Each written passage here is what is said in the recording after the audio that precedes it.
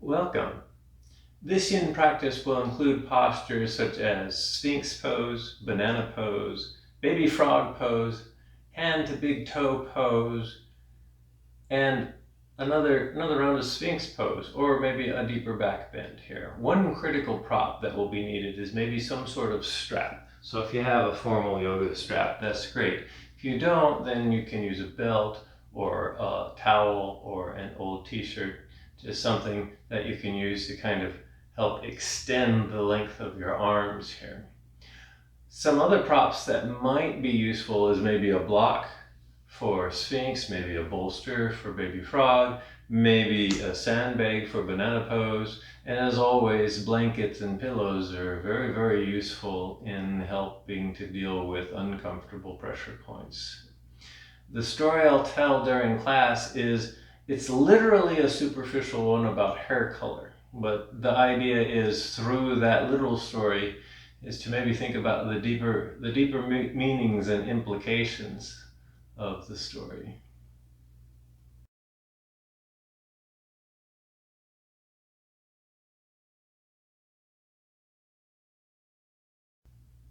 The practice begins by finding a comfortable seat.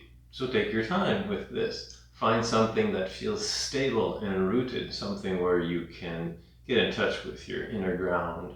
Maybe make a nice neutral spine by feeling like you're lengthening it. Roll the shoulders back, slightly tone through the abdomen. Crown of the head is trying to press up towards the ceiling just for a moment, and just give yourself a chance to acknowledge what's going on in the present moment in your life. That is the sights and sounds around you, the sights and sounds, quote unquote, of your inner landscape here for a moment. And that includes your breath. Your breath is something that you can use as an anchor to get in touch with what's going on with you and with your inner landscape, your thoughts, your mind, and just be here. Just give yourself permission. Allow yourself to be in the present moment. We'll start off with a little bit of a warm-up with some yang movement here. We'll maybe get started with a shoulder stretch, since I recommended that you have some sort of a strap or strap substitute. We'll use this right away. So we'll try a shoulder stretch here. So take your strap or your towel or whatever you're using for a strap, place it in your right hand and extend your right arm up alongside your head here, and then bend your right elbow, bring the hand in the strap behind your head and your neck here. Extend the left arm out to the side, turn the left palm away, bend the left elbow and start bringing that left hand and that left forearm behind your torso as best you can, and see if you can find the other end of whatever you're using for a strap. Clasp it with both hands. So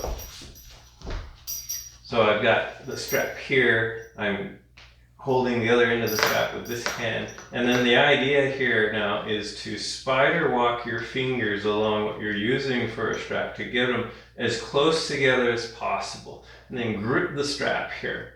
Some of you might be able to find your hands, but for some of us, might not be able to find them, so you grip the strap, and then the right elbow points up towards the ceiling, the left elbow points down towards the ground.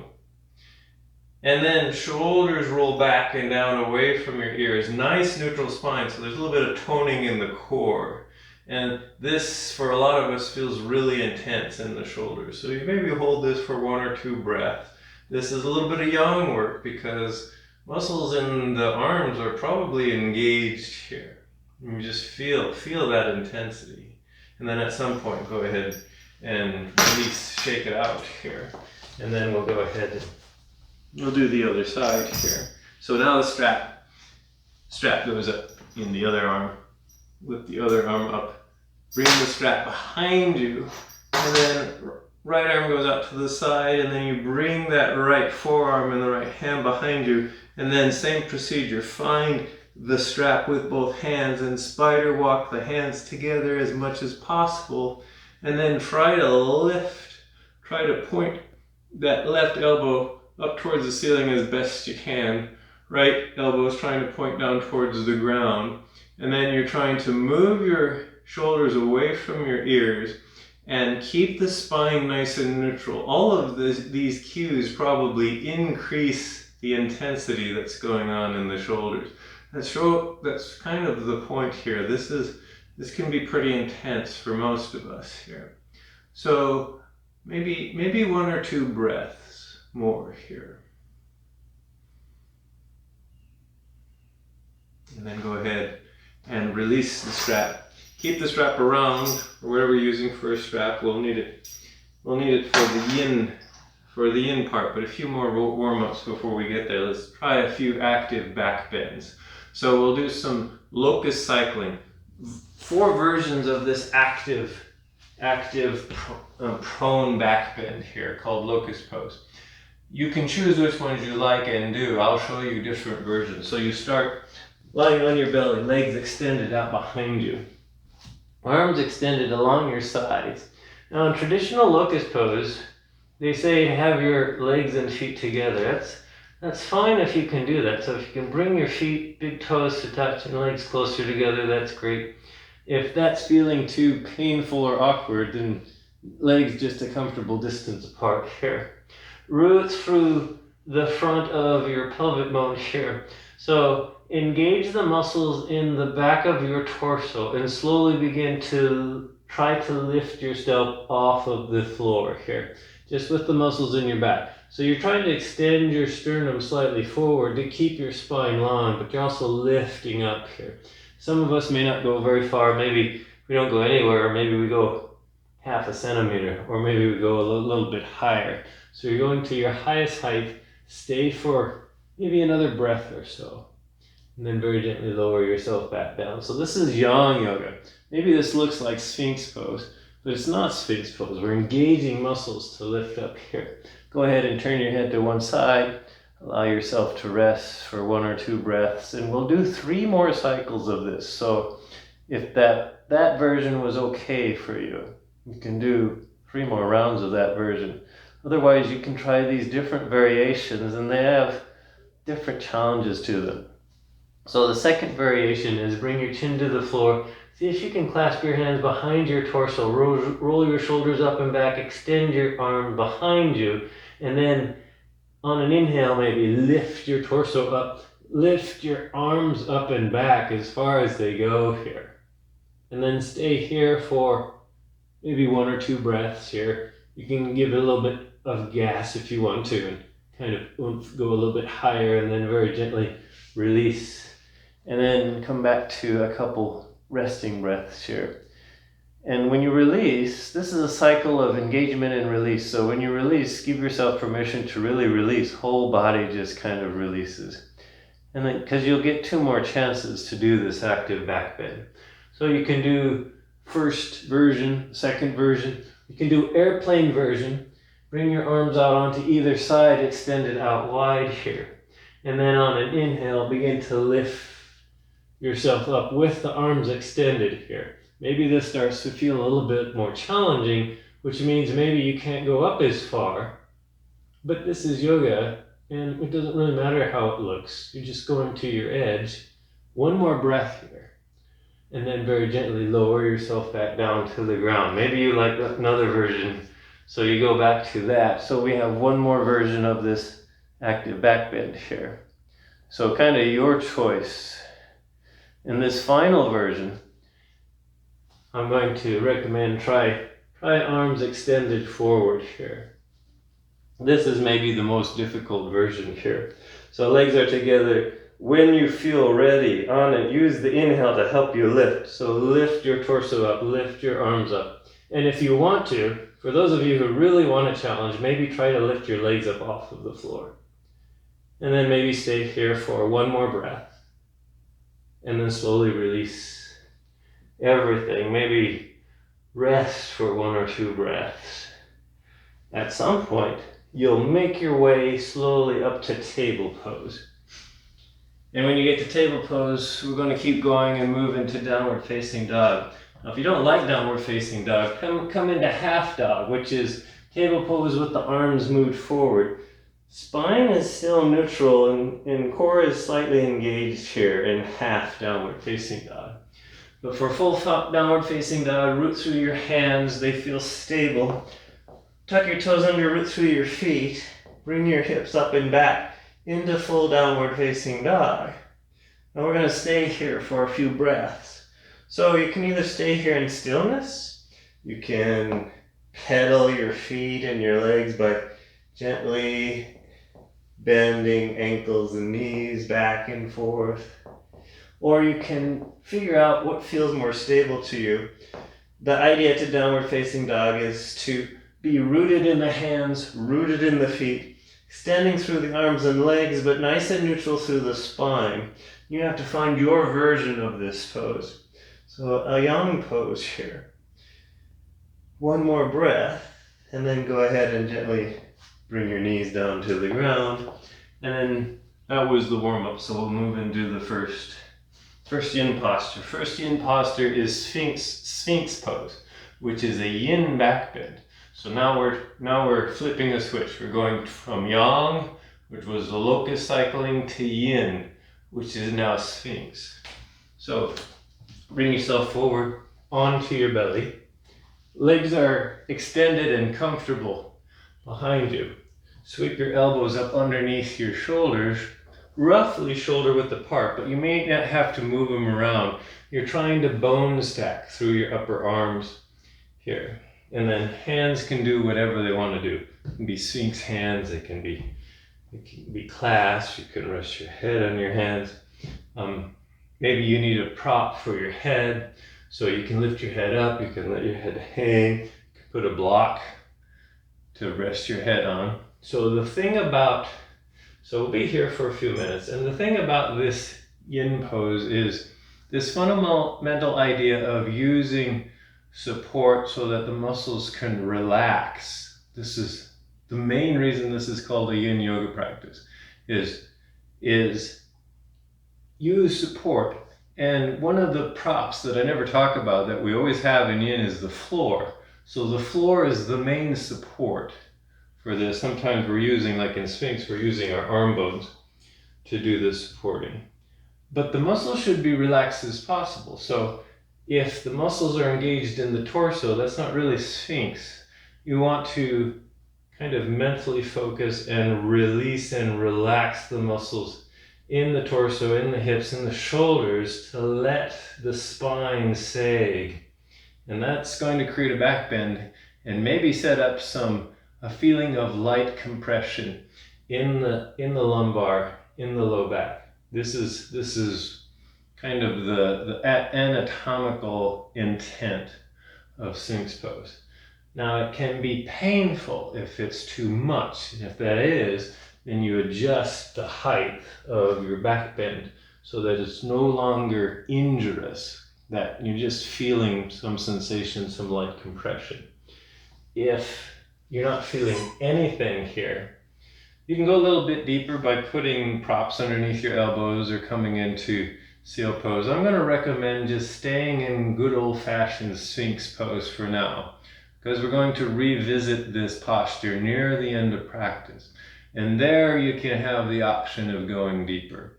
Right now, maybe just check out basic Sphinx here and get in touch with kind of the yin attitude here.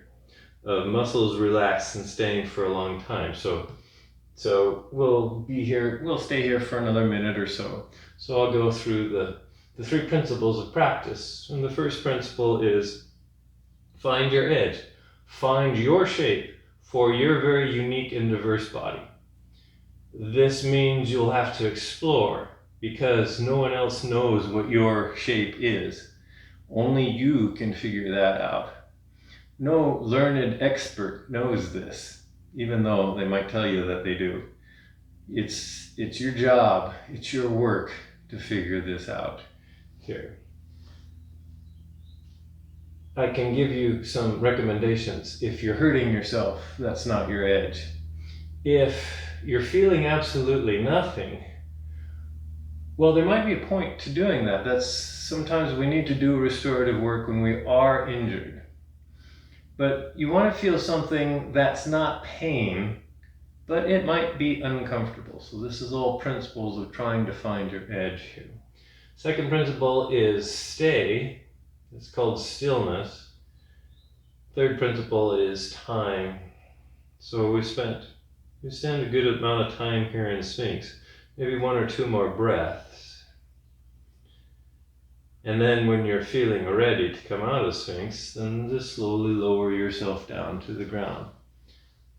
You can be slow about this. You can rest, turn your head to one side, rest your head on your hands like a pillow, or maybe you have a real pillow you can rest your head on. Can feel free to stay here for a while. Maybe if you bend one knee and kind of drag it up alongside your hip, that opens up your hips a little bit, and that might actually feel really good relief for your spine to do that here. Or it can do other things. You can maybe go back into child's pose, or maybe do some twists.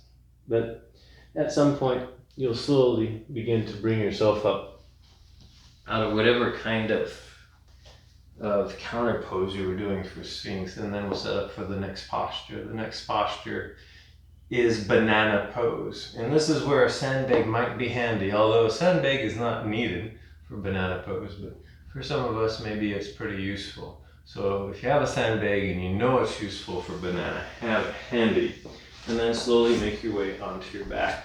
Legs extended out long, arms at your side to begin with here in banana pose here.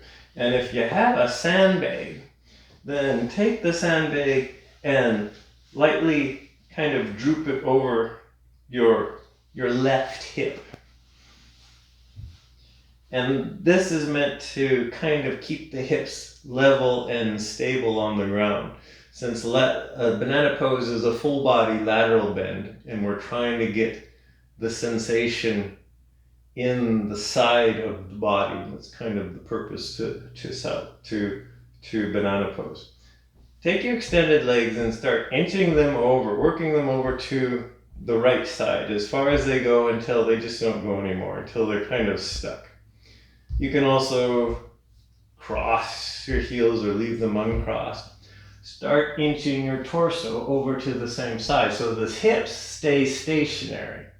So I'm trying to keep my hips to stay so that I make this bent banana crescent moon shape here.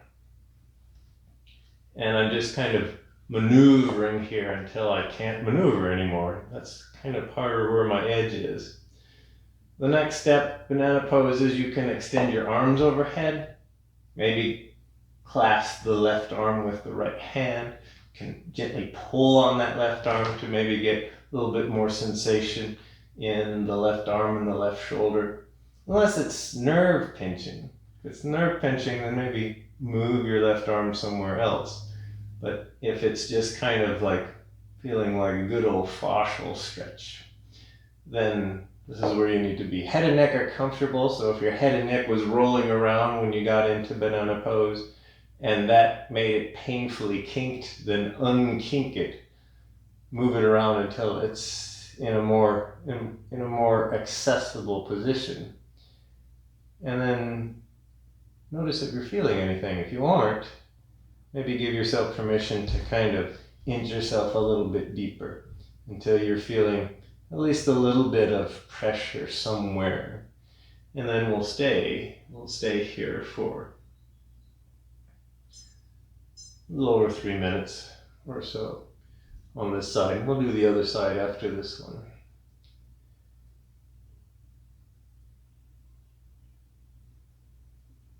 So a good friend of mine asked me a question, a casual question, but of course this friend of mine was also a professional psychologist, so I was wondering if she was setting me up for something. But as we were talking, she just kind of threw out the question, if you could have any hair color you wanted, what hair color would it be? Which I thought was an odd question to ask me because I was never a very fashionable person. I grew up on a farm. I was always kind of nerdy and introverted. And so it kind of took me by surprise. It's like I didn't really understand the relevance of that question. But She asked it, and I was taking her seriously, so I thought about it for a moment, and very interesting answer came up. I had to reply to her, and I said, well, I really don't care what my hair color is, but not red. And she looked at me and she said, she was just as interested as I was in that answer, and that I blurted out, and she said, not red? And I said, yeah, not red. I said, yeah, I don't really care. I've never really thought about it that deeply as to what hair color that I'd actually want. Just thought, well, I'm stuck with what hair color I have, and so who cares what hair color I want? But I said, I definitely would never want red hair. And she thought, well, why is that? And it's like, and the more I thought, it's like, well, I don't trust people with red hair.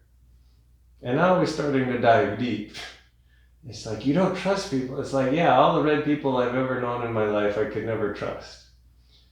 And as I was telling her this story, I realized that I don't know why I couldn't trust red people here. We have about another minute here in banana pose here. I did have the excuse that when I was a kid, there were a certain number of red-headed bullies that did harass me when I was in school. And so that was always my casual answer as to why I didn't trust people with red hair. But when I thought about it more deeply, it's like, well, okay, they were just the random bullies that you encounter in life, and they just randomly had red hair, so I don't really understand. I was talking to her when I was in my 30s, so I was thinking that I would be a little bit more mature as to what the right answer would be for this. And the answer is you know what? I don't really know why I don't trust people with red hair, or why I don't like red hair. All I know is I don't like red hair, which both of us thought was a very curious answer. But her being a psychologist, she really got me to thinking about it for a very, very long time here. It's like, why do I have this seemingly irrational red hair issue? And so I got to thinking about all the people in my life that happen to have red hair, and a lot of them, it's like they were perfectly fine, happy, friendly, kind people. Some of them were jerks, of course, like the bullies that I encountered in school. Just one more breath here, and then we can slowly come out of banana pose. Make your way out, come back to your center line, maybe if you had a weight on, take the weight off. Do a little bit of wiggling and moving around to just notice the rebound. Sometimes just staying still, you can see how it feels. I like to hug my knees because this kind of helps neutralize that lateral bend. So take your time here, but we are doing the other side of banana pose. So when you're feeling ready to move into the other side, then the legs will go out long. If you have a weight and you want to use it, put the weight on the other hip, just to kind of remind that hip to stay down. But incidentally, the strongest muscles in our body run through our hips. So a 7-pound weight like that is not going to keep the hip down if it really wants to lift off the ground. It's more of a psychological reminder. It's kind of like this psychological story that I'm telling about here. And then start to move your legs over to the left side. Again, you're inching them over until they're stuck. Then you inch your torso over until it's stuck. And again, experiment here. You can cross feet if that changes the experience to something that seems more useful. You can extend arms. That's creating too many like painful or traumatic kinks. You can always just forget the arms. Otherwise, find your version of banana here on this side. And again, remember, your head and neck aren't supposed to be getting injured in this pose. So you can even grab a pillow or a blanket and put that under your head and your neck for a little bit of extra support. But we will set in here. Stay here for a few more minutes.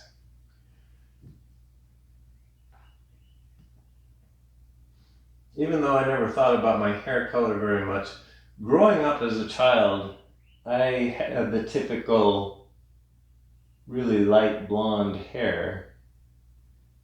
And the thing that I noticed as a child was nobody else around me had light blonde hair. So all of my immediate relatives, my parents, my sister, some of my other cousins, aunts, uncles, almost all of them grandparents, although I didn't really know what color my grandparents had because by the time I was born, my grandparents were so old they had either gray or white hair. But in my experience, all my close relatives had very, very dark hair, very, very dark eye color. So everyone I knew was either a dark brunette or had dark brunette hair or even black hair. And so I always thought I was a little bit of an oddball because of the light blonde hair that I had. It's darkened now. I'm probably more of a dishwater blonde, but I'm getting to the age where it's probably going to start to turn gray here at some point. Anyway, it was weird when I was a kid because I thought maybe I'm adopted because I didn't know how genetic works. I was a little kid. It didn't make sense to me how it was going on until later I was in school and started learning about genetics and started learning about dominant genes and recessive genes. And it's like, oh, okay, well, if both my parents have recessive genes, then it is possible that I end up with blonde hair, even though both my parents had very, very dark hair.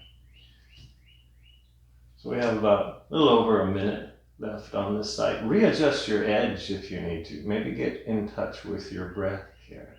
Make an adjustment if you need to, or if you discover that you're fine, then you stay here for a little bit longer.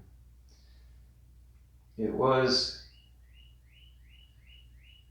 very interesting for me to discover that my mom's hair wasn't always dark. So by the time I was born, my mom had very dark and short hair, and that's all I ever knew her as. I remember one time digging through an old attic and I found this portrait, this picture of this young woman in the picture, and she had very long, flowing, light blonde hair. I had no idea who this person was, and so I took the picture down and showed it to my sister, and I said, I found this picture in an old attic, and I said, do you know who this person is in the picture? And my sister looked at me kind of like I'm an idiot, and she said, that's Mom. And I said, that's Mom? And she said, yeah, that's a picture of her when she was in high school. And so that obviously explains where I get my blonde hair.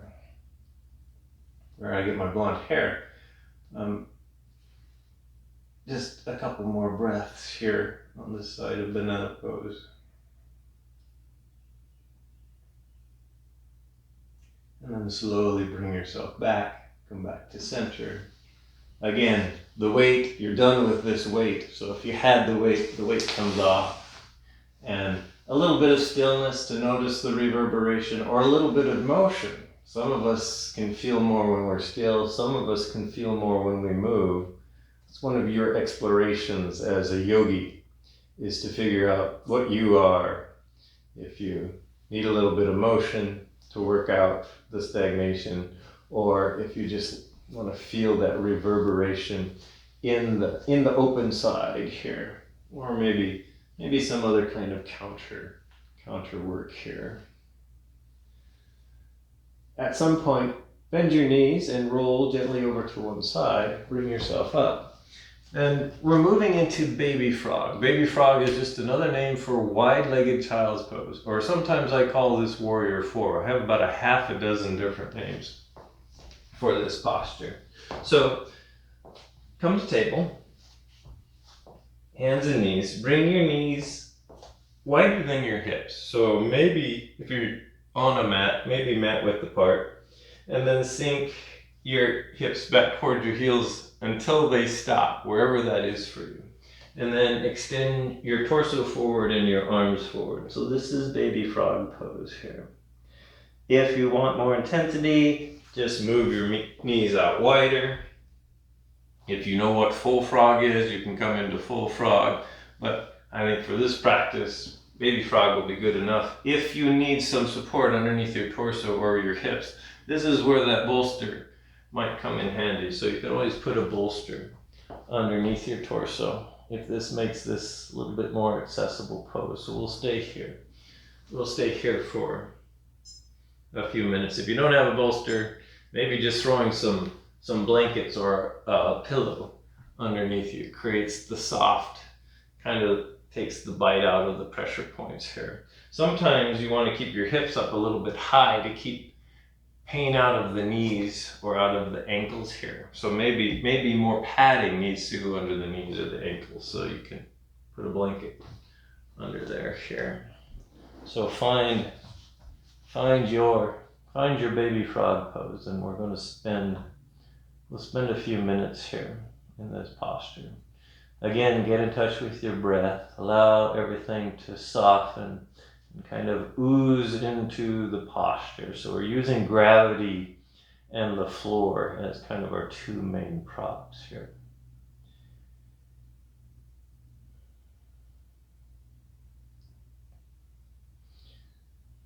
So I got to thinking about the red hair issue that I had, and I thought, wow, that really is true. I've gone through my life, and whenever I met somebody with red hair, I kind of like avoided them because they kind of freaked me out. It's like, uh-oh, red hair person, better stay away from them because they're just bad luck. And I did that for most of my life until later in my life. This was after the friend kind of grilled me about red hair. At some point back when my mother was still alive, this is probably in my late 30s, so this was a fairly long time ago too. My mom was cleaning out an attic, and she found some stuff from when I was a very small child, and she brought down this envelope and she says, "Oh, I found some hair that I kept from your very first haircut that you got when you were an infant." She said, this hair was taken 6 months after you were born. And so she took the hair out of the envelope and she just kind of dumped it on the table in front of me. And it was bright red. And it absolutely floored me. And I asked my mom, I said, "So I had red hair when I was a baby?" And she said, "Yes, you had bright red hair when you were a baby." So it turns out all along, I have the red hair gene within me. So about 3 or 4 more breaths here in baby frog.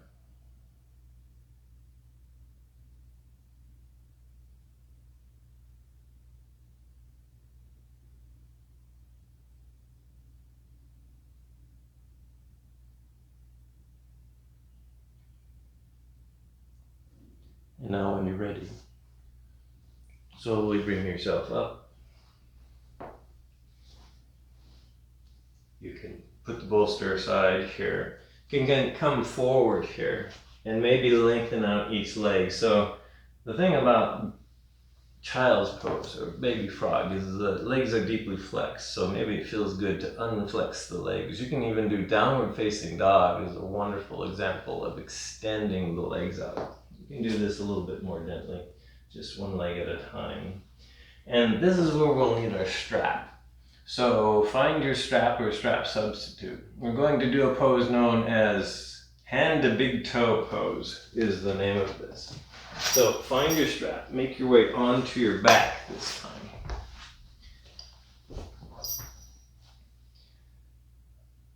Left leg is extended, so left leg is out long. And then we're going to take the strap. You can loop the strap around your foot, or you can make, if you have one of these fancy straps with a buckle on it, you can actually make a loop in the buckle.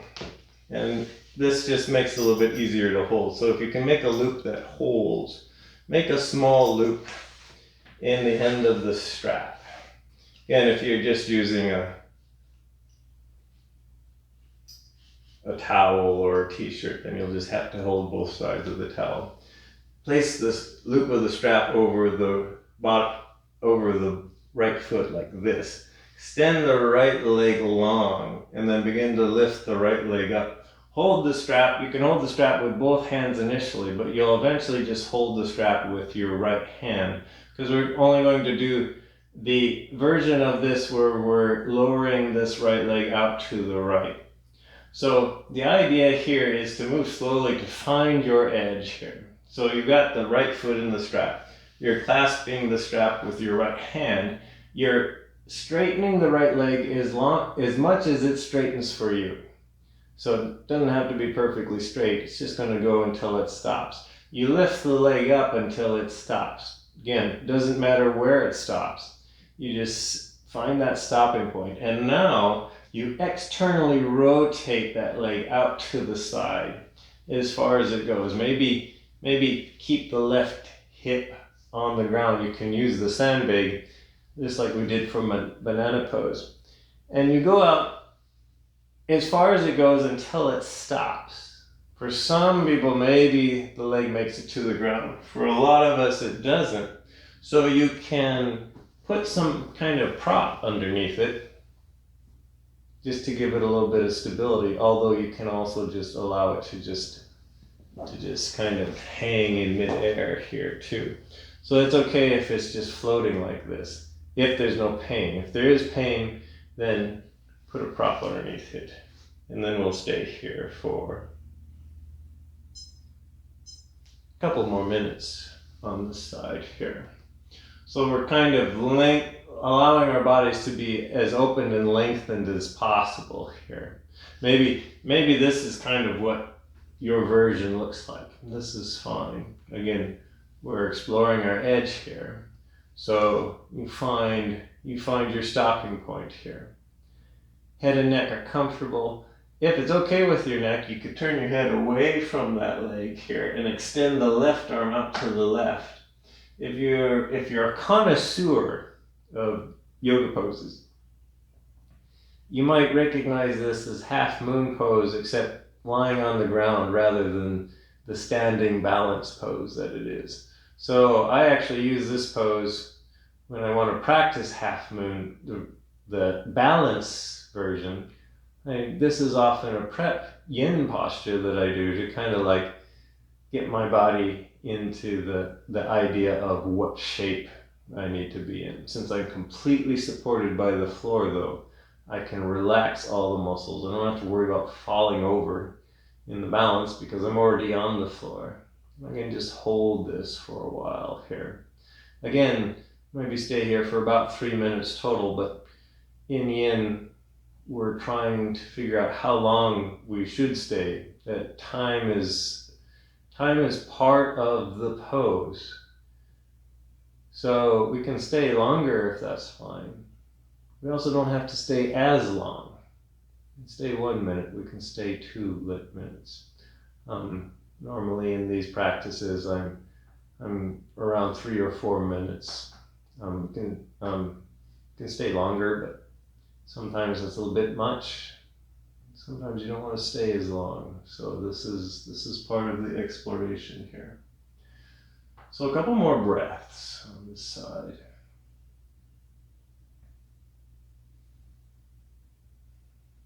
Now when you're ready to come out of this posture, kind of start to haul that right leg back up towards center. You can clasp the strap with both hands, maybe hold in this orientation for a breath or two, and then bend the knee, release the strap, and shake that leg out. Take some time to rest if you need to. We're going to do the other leg, the other side this time, but maybe some reflection, some reverberation.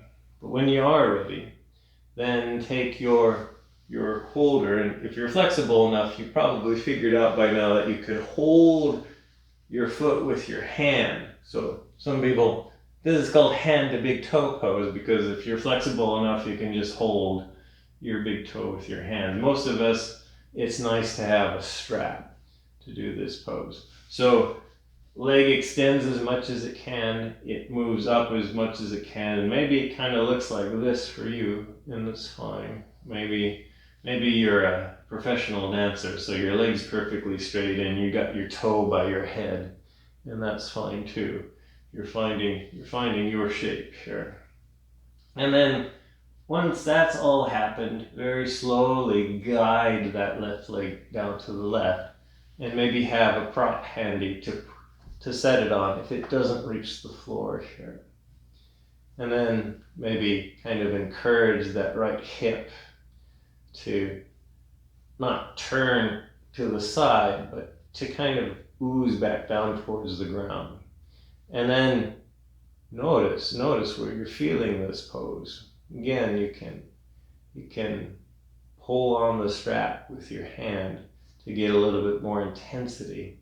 So this is the part where it's easy to find your edge here. Maybe you don't want to hurt yourself, but you're trying to find that right amount of pressure here. And then breathe and soften. Give yourself permission to stay here. So again, on the surface, the story for class was kind of like I said, kind of just a literal meandering about my hair color and the fact that I have the red hair gene that I didn't know about until I was fairly old. And the deeper meaning and the metaphor of this story is the fact that there are aspects about us that we have yet to discover. And sometimes, interestingly enough, those aspects that we don't know about yet, we sometimes are suspicious about them. That's why I seem to not want to trust anybody with red hair, and yet I was actually one of those people with red hair. Interesting, isn't it? And curious. So it's one of these things that's inside of me. I have the red hair gene, even though my hair isn't red anymore. And it will always be a part of me. That's metaphor. It's metaphor for the deeper aspects of ourselves that you don't see on the surface. That's why talking about hair initially seems so superficial, and yet the deeper meaning is there's so many aspects to our lives that are internal and are hidden even to us, and they manifest themselves in a very strange way. Manifest itself in me by me being irrationally untrusting of red-headed people here. And what I learned was maybe it's a trust issue that I have with myself, or maybe a fear issue I have with my own being, with my own power here, which most of us discover that there's powerful aspects of our being that are yet to be discovered here. So, about half a minute left here, maybe 5 more breaths.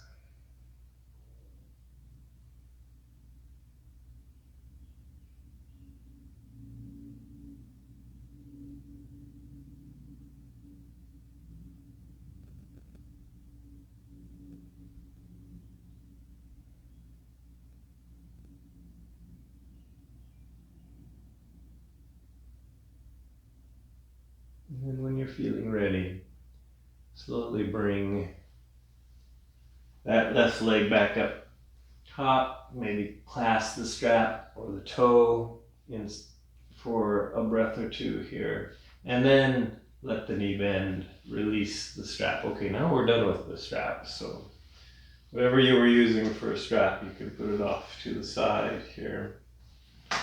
Maybe a little bit of reverberation here. Ooh, maybe reclined windshield wipers feels good after all of that leg work here. So as promised, we're gonna finish the deep yin postures with Sphinx again. So make your way onto your belly. Legs comfortably extended out behind you. And find your Sphinx again. Maybe it looks like kind of just this typical Sphinx Pose here. Maybe your head is getting kind of tired, so your head and your neck now, they want to block here. Or maybe you're deciding that now your spine is a little bit all loosened up, and instead of normal Sphinx, you want to do something deeper. So you can invite yourself into maybe a seal pose, where you lengthen your arms off and lock them off here. Head can be back, head can be forward. You can take a neutral position with your head. So again, find your version. Find this version. And another reminder here is the idea to this is to not brace your back with your muscles, but to release the toning in your muscles so that your spine can sag from the top of your shoulders down to the ground, to set up this light back bend compression that you adjust for your edge here. And we'll stay here. Stay here for a final few minutes here. Find your breath. Notice the physical sensations, the emotional sensations, mental sensations. By the way, the hidden aspects in ourselves that we often uncover and discover, we often find they're actually helpful in our lives, even if we weren't aware of them. I call these entities dragons. When you discover something about your physical self, mental self, emotional self, that maybe you were suspicious of, but at some point in your life you realize that it was actually helpful to you that whole time, your whole life. Even though it was unseen and invisible, just like a red hair gene that disappears once you kind of grow out of it here. The red hair gene is kind of metaphor because it's a physical manifestation. It's in my very DNA. So it's real. It's physical in nature, and yet it's hidden.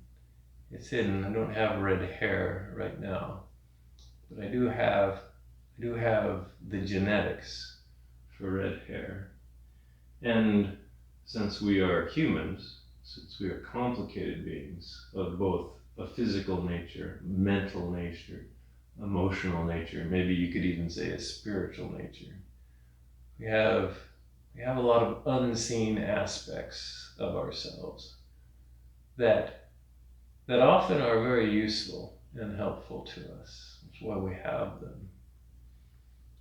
Just like red hair genes here. So about 6 more slow breaths here in Sphinx. See if you can find any tension that can be softened with this rhythmic breath, with some fuzzy thoughts. Maybe you too can get in touch with some of those inner red hair genes, those inner dragons, those hidden aspects of yourself that you're still trying to discover.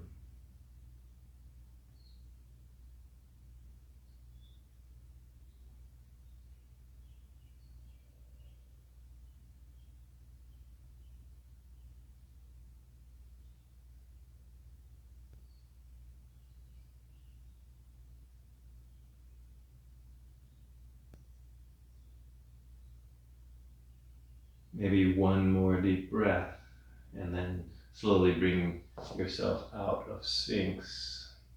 Maybe just kind of come down onto the floor and rest your head in your hands again, or you could move yourself slowly back into a child's pose. Maybe you want to do something more dramatic, like downward facing dog here. But at some point, we'll bring ourselves up and work ourselves into a seated position. Again, stable seat. Doesn't really matter the nature of the seat. Just something where you can sit with a nice neutral spine here. And then for a little bit of integration before Shavasana, maybe some twists and some lateral bends in the seated posture. So inhale and bring your arms up in a nice big sweeping circle. And as you exhale, begin to twist to one side. Bring one hand behind you, other hand to your thigh or your knee. Go up tall for your torso, see if you can twist a little bit deeper. You can stay here in the twist. If you want to add a lateral bend to this, the hand that's behind you, raise it up alongside your ear, and then laterally bend over the opposite knee, however far you would like here. Maybe stay for a breath here. Bring yourself back up. Release the lateral bend and the twist. And then another big sweeping circle up towards the ceiling. And then very gently twist to the other side. Lower your hands. One hand comes behind you, the other hand to your thigh or your knee here. Stay here in the twist. Head and neck are comfortable. You can include them in the twist if they want to be there. Stay there or bring that back hand up and over and laterally side bend over the opposite knee here. One breath here and then bring yourself all the way up. And now it's time for the resting pose here. You can take a traditional shavasana or any restorative posture that you wish, or if there's some movement or motion or postures that you would like to work on to work out any imbalances from the practice, and do those now, and then begin to settle yourself down into your resting pose here. I'm going to suggest reclined butterfly here. So you start out kind of in regular shavasana here, arms and legs extended here. But for reclined butterfly, you'll bend your knees, bring your feet together so that they touch, and then start to allow your knees to lower to each side until they stop. Some people, the knees might get to the floor. Some people, the knees float. Some people, the knees float, but they need support. So put a support under one or both knees that need it here. And then maybe you decide this is not working for you, so you can go back to just some other kind of resting pose here. Soften and settle. And just allow yourself to release. So release your jaw, soften your tongue, the whole inside of your mouth. Soften the skin around the outside of your mouth. Soften your nose and your cheeks, the skin around your ears. Soften the muscles that ring your eye sockets, the muscles around both eyes. Soften the space in between your eyes, your third eye. Relax your temple, your forehead, the very crown of your head. Allow your thoughts to be fuzzy here. So whole brain soft, whole head soft. And then allow your shoulders to soften. Arms soften. So right arm, right palm, right fingers released. Left arm, left palm, left fingers. See if you can sense the tips of your fingers here. See what the tips of each finger on each hand feels like. Maybe it feels like a light tingling sensation. Allow your torso to be heavy and soft. Rib cage is releasing. Abdomen releases. Hips are soft. Thighs and knees relaxed. Shins, ankles, heels. Tops and bottoms of your feet, your toes releasing. Relax each toe on each foot. Maybe bring some attention to the tips of your toes if you can notice any kind of sensation all the way down there, the tip of the toes. Release, relax, and surrender your body-mind 100%.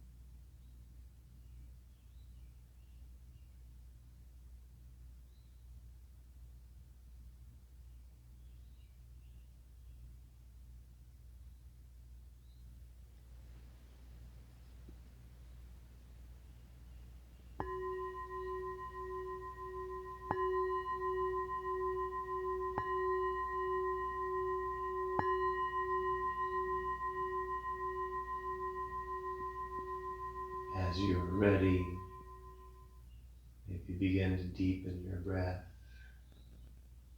and start to make subtle motions. You can wiggle fingers, wiggle toes. Expand that motion to hands, into arms, maybe into feet, into legs. At some point, bend your knees and bring them into your chest. If you're in reclined butterfly pose, maybe use your hands to bring your knees back up to center, and then they can come into your chest. You can even kind of give yourself a little bit of a hug here. Maybe a full body stretch before we come back to seated here. So lengthen your legs out long and lengthen your arms up above your head, and then engage a little muscle to grow and wiggle yourself as long as you can. So legs, heels, arms, and fingers kind of move away from each other to get longer, longer, longer, longer, longer. And then go ahead and release. Let your knees roll to one side. And then stay there, soften, long enough to feel a little bit of gratitude for your efforts and your practice, but also some deep gratitude for you, your unique manifestation in this universe. The universe is ecstatically joyful that you are here.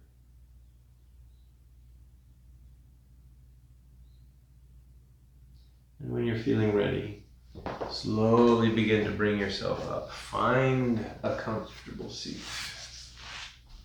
When you get there, bring your hands together in front of heart center. I'll end practice with an Om. You can listen or maybe join in.